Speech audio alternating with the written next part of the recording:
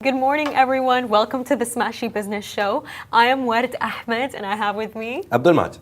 How's your day going today, Majid? It's going good, but I just broke my glasses yesterday, so everything is like zoomed out in these new frames and everything. But everything else is good. I know the feeling, by the way. Whenever my glasses break and I put them on, like 3 days of adjustment. And my eyes hurt. Like, why does that happen? It's just our eyes are adjusting to everything. The frame change, the distance from your eyes. See, this one is closer to my eyes. The other one was here. So it's adjusting to everything. For how many years have you been wearing glasses, Majid? I've stopped counting. I was in 5th grade, I guess. I got typhoid and one of my lenses moved a little, like 2 or 3 degrees. Typhoid always leaves something in your body, like a physical something. So it affected my eye. But since 5th grade, so yeah, a lot of years, actually 20 plus years, 2 decades of glasses. You know, for me, by the way, it started, I believe, in year 11. So I think when I was 16. Vitamin deficiency or something else? Or no. Because I used to read in the dark. No, it's not that. I had it. No, I'm being serious with you. I had this phase where I'm still in the phase. I sometimes like reading on iBooks, and I would read at night, and I visibly noticed, like when I woke up, my eyes would hurt, and they would be like very red. No, because there was a time in my life, Majid. Honestly, now that I think about it, I don't know how I was doing that. I'd read like imagine I'm like keeping up with a series, right? 1 book per day. Done. That's how I spent my summer. Honestly, I loved it. Or like during school, what I do is like per week, I'd have 1 day during the week. Not 1 day, but 2. Even sometimes I'd read in class. A little bit too much. But I'd read the entire day. I would not take my like head off the book. And it like my eyesight got progressively, like I did this to myself. What is your number like? Any idea? I don't remember, but it's in the minus. Minus like 1 point something? -4. Oh. See. Minus, okay, twin. So it's 5.25 and 4.75. And then there's access and cyclic and all that.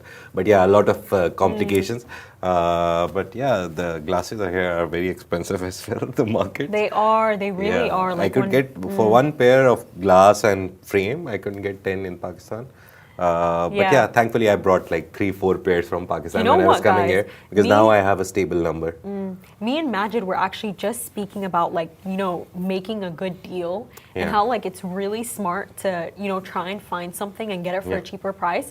And I was just telling him about how, because of the fact that like I go grocery shopping with my mom, Majid, it's like, it's so insane to me. But when I was a kid, I never noticed how certain things cost more. Like now I notice that it's like crazy. People don't notice it, but things like avocados or like salmon or like strawberries, all the things that are like a part of like, you know, the health trend that you're meant to be a part of, they're actually more expensive than other groceries.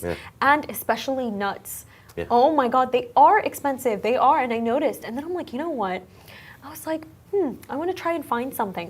So my mom, like we love tea. Tea is so, man, it's so close to our hearts. You have no idea.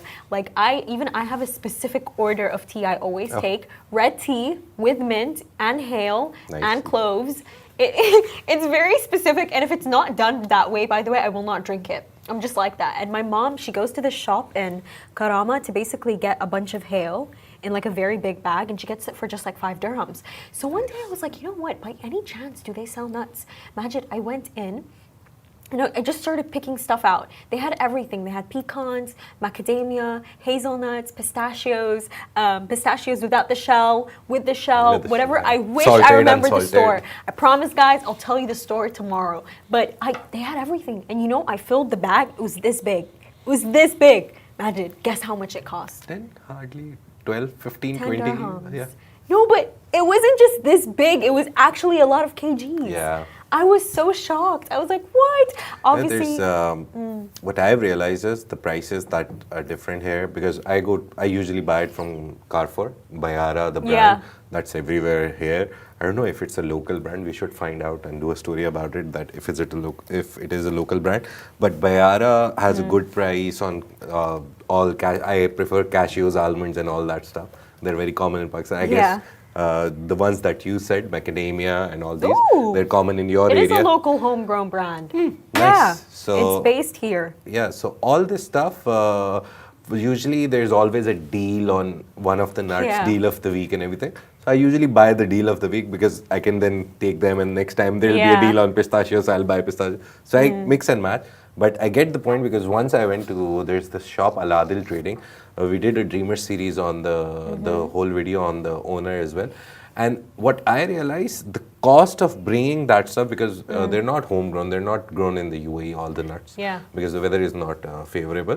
So the cost of bringing them into the UAE and all that stuff, the operational cost, apart from the nuts cost, there's like hundreds of other costs, which Adil Trading has Really? lesser. What kind So of additional costs? it's though? basically transporting all that stuff, packaging, Yeah. then containers, then bringing them here, keeping them in a good Yeah. environment so they don't get soggy and old. So all that stuff makes up for the extra cost that you pay for the same nut.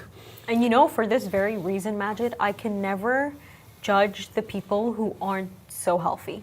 I Yeah. really They're can never expensive. judge. It is expensive to be Healthy healthy. diet itself is very expensive. Yeah, like the health trend that's happening, especially that like we see right now, like, oh, like you're in your winter arc and you're working out.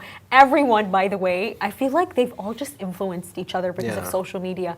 It's so expensive. It really, like I was even discussing it with my family. It's like I really can't judge people. I can't. I can't. But you know what this brings me to the topic of? This morning I was actually reading that HSBC, one of the most famous banks Yeah. in the world, it's actually it's closing its main regional headquarters in this place called Canary Wharf, I believe, in England, and they're moving to London. But basically, getting to the point, what they're trying to do is they're trying to reduce their office space, like worldwide, by 40%. And that's because of the fact that most of their employees are actually work from home. And it just brings me to this point of, like, Majid, do you believe in work from home?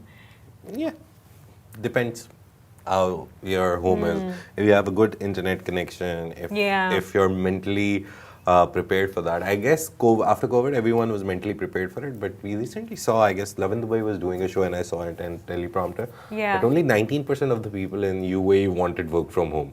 So I guess, yeah. Only 19%? Yeah, I saw it on the teleprompter. Only 19% or something under 20% and between 15. That's interesting. So I remember 19, like picture memory, but so only a few people. I guess it's because when you come to office, you have this mentality of work. When you're at home, you just want to lie down, maybe make coffee, maybe make eggs for yourself. I see what you mean. Sometimes I talk see to what the you mean. wife, turn on the TV. You have so many Sometimes. distractions. Yeah. Not sometimes, actually, a lot of times. But Sometimes. yeah, because you have so many distractions. At Yeah. work, you have the best, like the worst distraction is you may start talking to someone, to a friend in the office. But Yeah. after 5 minutes, he will have work or she will have work and you will have work. So Yeah. eventually you'll separate and start working. So I guess the office environment gives you that focus that you need to work. To be honest with you, Yeah. Majid, I truly think it depends on the profession that you're in. Profession like, and for also us, because travel I have time. to record stuff, Yeah. I You have to need- come to the yeah. office. Do you know what I mean? But actually, We can't do this from home. we can't. But maybe imagine we did it one day. But Yeah. when I think about it, Majid, some of the best work I've ever written in my life has been in the same couch I've been sitting on since I was 15. I'm not joking with you. This couch has a magical effect on me. It's your comfort space. It is. Do you know what I mean? So I get the people who want to stay Yeah. at home. I know, because this couch, I don't know how to explain it to you, but imagine when I go sit there, I get my pillow, I put my laptop, I am a new human. I am somebody else. That I turn happens. into somebody else. So I can't judge the people who want to stay at home, because for some people it does work. Yeah, depends. See, if you have to travel like 3 hours, 2.5 hours every day, one side, and then Yeah. you Some can save people do that, by you the can way. save that 4 or 5 hours and do the work that you're supposed Yeah. to do. But everyone, obviously, I remember in COVID, even when Yeah. I was in Pakistan, and obviously a lot of friends were here and there in Germany, Australia. A lot of them were working from office, but they had to do a lot of social distancing because they were the people who were the front face of the office. So they couldn't stay at home. They had to go. My brother had to go because he manages a shared workspace, so he had to show up because people were showing up. But for me, it was easy because my work is on a laptop, so I very comfortably was at home during COVID. So COVID taught us that who can and who cannot. It made a very clear distinction between the people who can completely 100% work from home, whose work is from laptop COVID, only. I feel like, Majid, we always discuss COVID, but I feel like we don't actually deep and realize how the entire thing actually came and went. It is still there, but when I think of COVID, by the way, oh my God, Majid, when I would sneeze in public, because sometimes I'm very sensitive to perfumes, man, people would walk away from me. It was so, and it was, by the way, it was a very, I would see discrimination there. I would see racism. And it's like, to be honest with you, when I think about it, I find it so weird that some people are such committed racists. Because think about it, Majid. Okay, if you're actually such a committed racist, why are you using TVs, right? Yeah. Japanese and Korean people created that. Why are you using books? You know that the Chinese were actually the first people who they invented printed books. They printed out books. And the Arabs, that's how we have algebra, algorithms. So for me, it was such a weird time in my life. Or really, by the way, it was the worst. Staying at home like that. By the way, when we went back to school, really? Yeah. Because of COVID, what happened to me because of COVID in school? Basically, our normal lessons, they were always 6 lessons a day. Each lesson was about 15 minutes, 10 minutes to move to the next class. Because of COVID and because they really wanted us to go back to school, our school was actually, by the way, one of the few schools that fought for bringing back all of us to school. Emirates International School, Jumeirah. It's by the Heptour Group. They also have one in Meadows, but it was actually one of the first to actually fight for us to come back, by the way. And we were heavily monitored by the KHDA. The way, they come every 3 days without any of us knowing. And I always remember how stressed the teachers were, because if the KHDA saw one wrong thing, that's it. The entire school was going to go back to lockdown. But point is, because of COVID, we had to do 3 lessons a day and each class was 2 hours. Do you know how miserable that was? Imagine doing 2 hours of math. Listen, I like math. I do love math, by the way. But I don't like math in the class. Because when you want to take your time, sit alone to understand something, I'm one of those people. I really understand something when I'm alone and I'm reading it. But when I have somebody drilling on my head, I just can't do it. But no, COVID was a crazy time. I still can't believe it passed. It's still there, so but insane. We've developed some kind of herd. What was that word? That immunity, herd immunity. I'll never forget how the streets were empty. Still, it's there. People are getting vaccinated. There's new vaccines coming out, but no one's really getting it, I guess. You know what's so funny? I know that there are a lot of conspiracy theorists against the vaccines, and I took all of them. I took all of them. There's a whole movement in the world. I took all of them, by the way, and I have one friend, her mom didn't let any of them take the vaccine. And it's we're going to see in a decade. We're going to see who's going to be affected by this. But bringing us back to our main topics for today, our first one is really special. So basically, Parkin, which is a paid services logistics company in the UAE and mostly used in Dubai, is going to expand into Saudi Arabia. So basically, they have signed a memorandum of understanding with Saudi Arabia's conglomerate BATIC Investment and Logistics Company. And what this is going to do is that it's going to expand paid parking services all over Saudi Arabia. Yeah. And Majid, when I'm taking a look at this story specifically, the reason why I see it as something so special is because there's so much opportunity here. There's so much opportunity, especially in Saudi Arabia, where we're seeing that they're opening so many new hotels, they're opening so many new malls, so many new stores. It's there is so much opportunity in this. And it's paid parking, it's used more than we realize. Yeah, and paid parking is important because then people will think about taking out the car. For example, I don't go to Jumeirah, JBR or something because there's 40 dirhams of parking per hour. Yeah. I'll better take a taxi or through metro, I'll go there. So it's it also does helpful. add up. Yeah, so it's also helpful to remove the congestion that is there on the road. And Saudi Arabia right now, because of development of so many projects at the same time, for 2030 and for Riyadh Expo and for now World Cup as well. Yeah. Everything is dug up. So yeah. I think them using the expertise that they've developed in Dubai and going to Saudi Arabia to help them get everything that we have here, Salix, AI sensors, all that, I've seen driving in Saudi Arabia.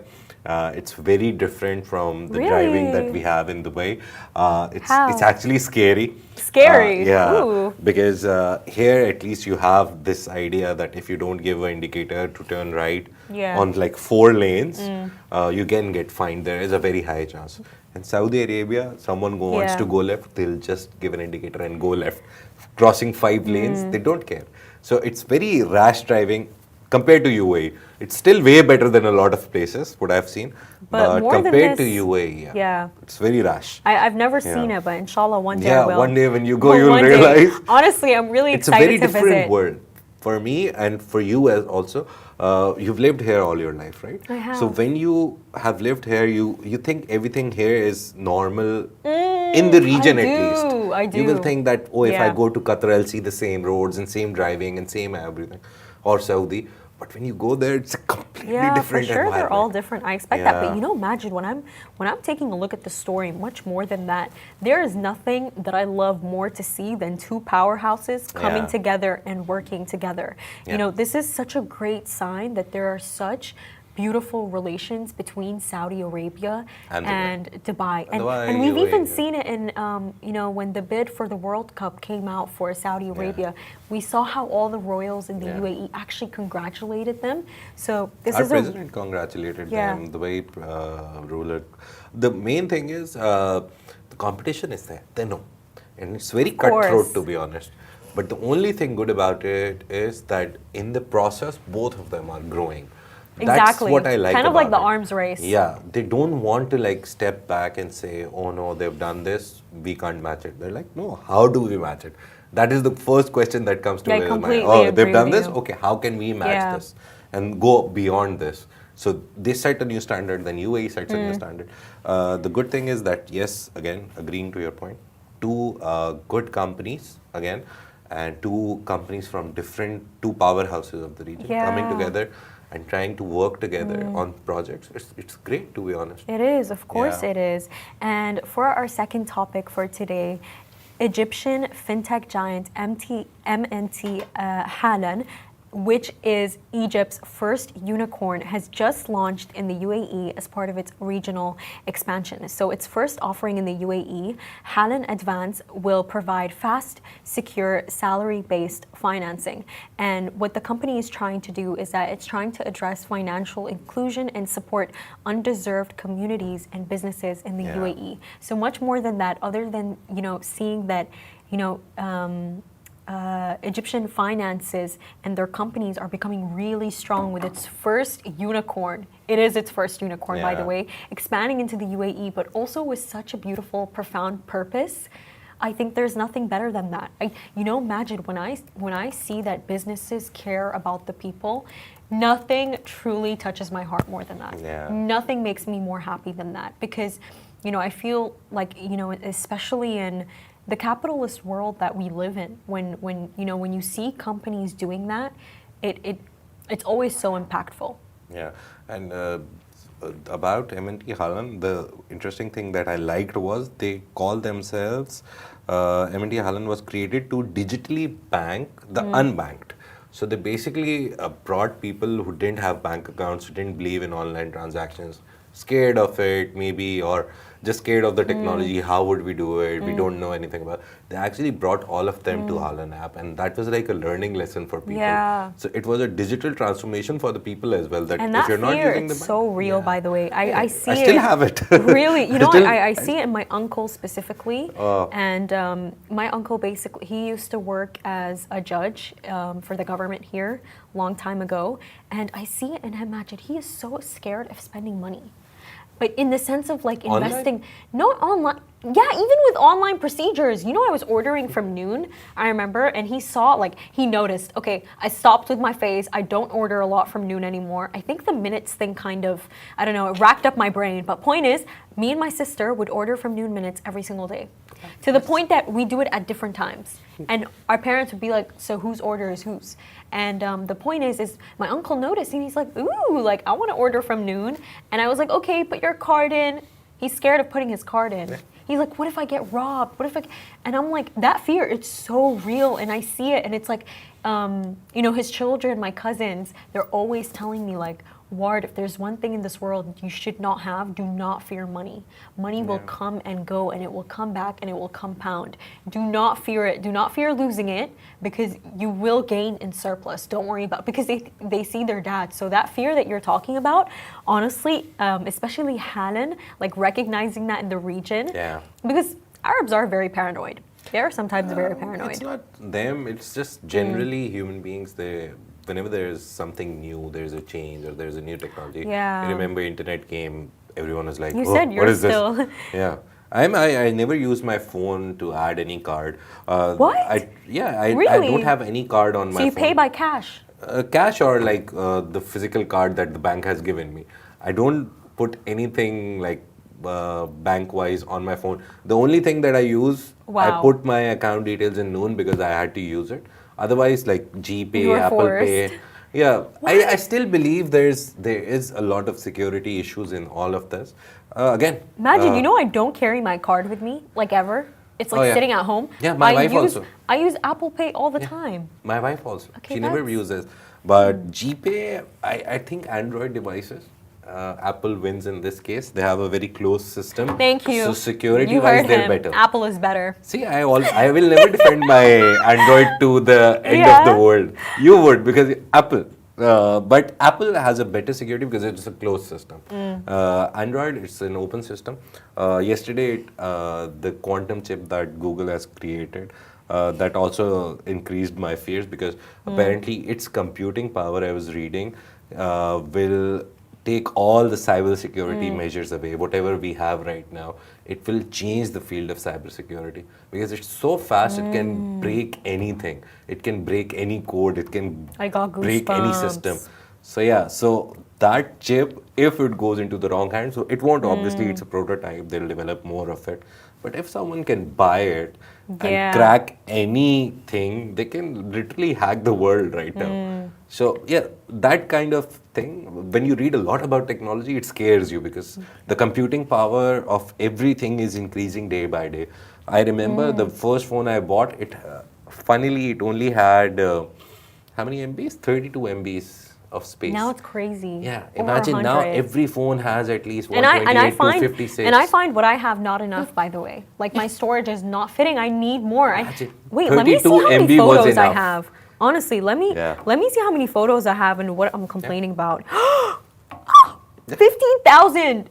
15,000. No wonder why my phone is so stuffed. But just like on the topic of like technology and technology being so scary. So right now what we're seeing is that because, Donald Trump was elected and soon he is going to be the president of the USA, a lot of the tech giants are, they're trying to, exactly, $1 million, $1 million to be exact. And they're trying to ease their relationships with Donald Trump. Because like, for example, Jeff Bezos, Amazon, he actually owns the Washington Post. And the Washington Post, when I believe Trump was almost shot, they had a very negative, they had a very negative media picture of him. They didn't take any sides on which side they're on. That's great. Usually they do. But that's this year, like, he made them aware. That means, you know what this tells me? That means that Bezos was very aware that Trump was going to win. But we're seeing that, all of them, like even they're actually going to visit Trump in Palm Beach, the CEO of TikTok. We also have Mark Zuckerberg.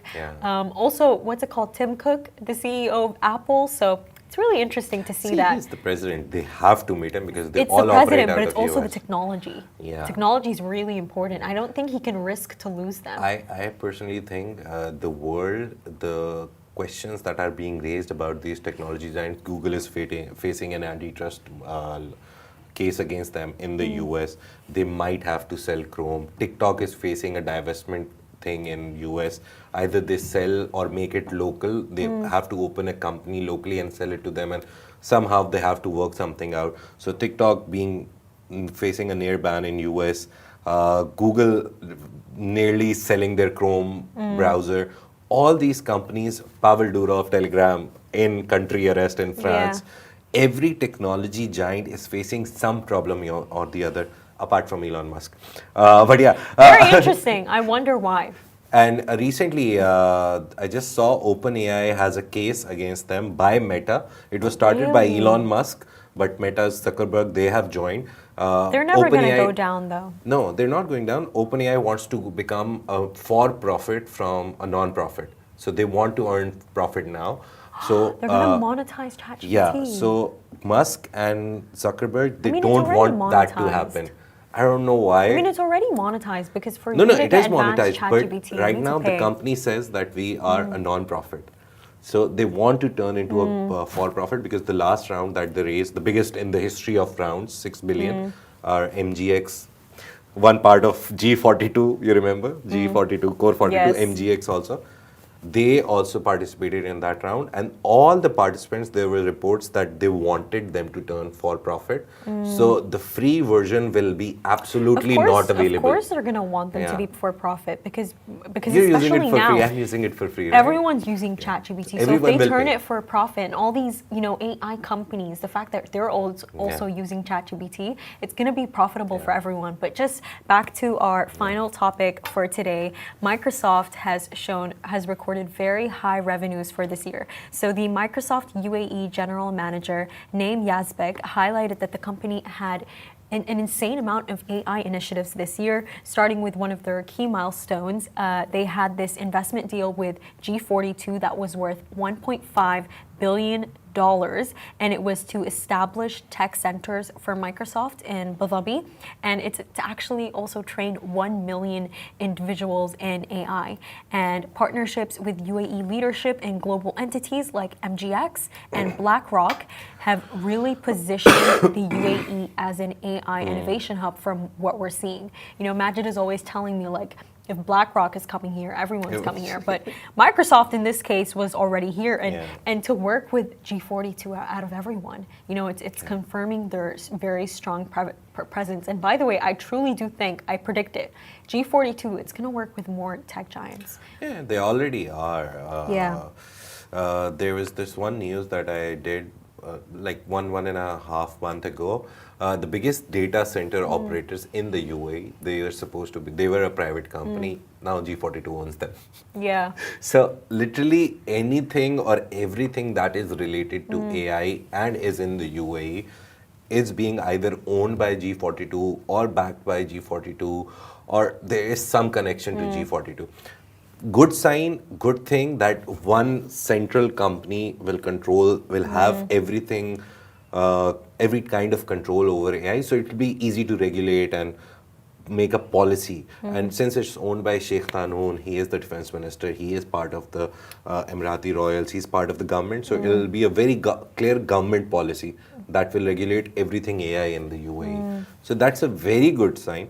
It is a very good sign. And so 1.5 billion that you said, that's one. There's another thing which I forgot to add in the newsletter and just clicked.